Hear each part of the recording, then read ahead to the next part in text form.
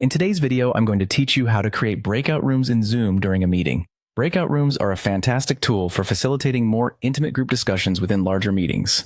They can be particularly useful for workshops, brainstorming sessions, or when you want participants to work in smaller teams. Let's dive into the process step by step. First, make sure you're logged into your Zoom account. As the host, having your credentials ready ensures you have full control over the meeting settings. Next, you'll want to start your Zoom meeting as the host. This is crucial because only the host has the privileges necessary to create and manage breakout rooms. Once your meeting is up and running, you'll notice the Zoom toolbar at the bottom of your screen. On this toolbar, you'll find the Breakout Rooms icon.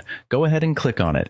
This will open up the Breakout Rooms dialog box, which allows you to manage your breakout sessions. Here, you need to decide the number of breakout rooms you wish to create. Think about the size of your group and how you want to divide the participants. It's good to have a balance so that each room is neither too crowded nor too sparse. After you've chosen the number of rooms, it's time to decide how to assign your participants. Zoom gives you two main options for this. The first option is to assign them automatically. By selecting this, Zoom will distribute participants evenly across all rooms, ensuring everyone gets placed fairly equally without any extra work on your end. This is a great option if you're short on time or if you want a quick setup.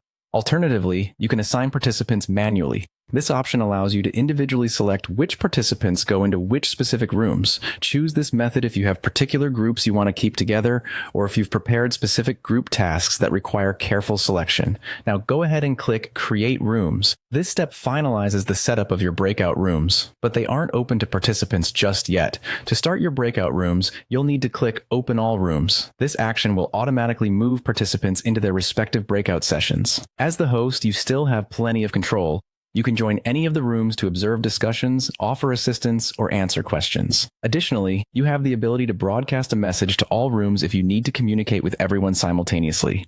And finally, when you're ready to bring everyone back together, you can close all rooms. This will return all participants to the main meeting room, allowing you to continue the larger group discussion. And there you have it. That's how you create and manage breakout rooms in Zoom during a meeting. Thank you for watching, and I hope this helps you make your meetings more interactive and effective.